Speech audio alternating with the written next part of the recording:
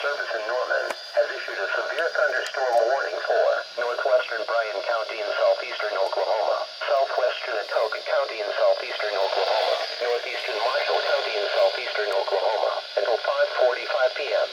At 4:59 p.m., a severe thunderstorm was located near Woodville, moving northeast at 30 miles per hour. Hazard, 60 miles per hour wind gusts and quarter-size hail. Source, radar indicated. Impact, hail damage to vehicles is expected.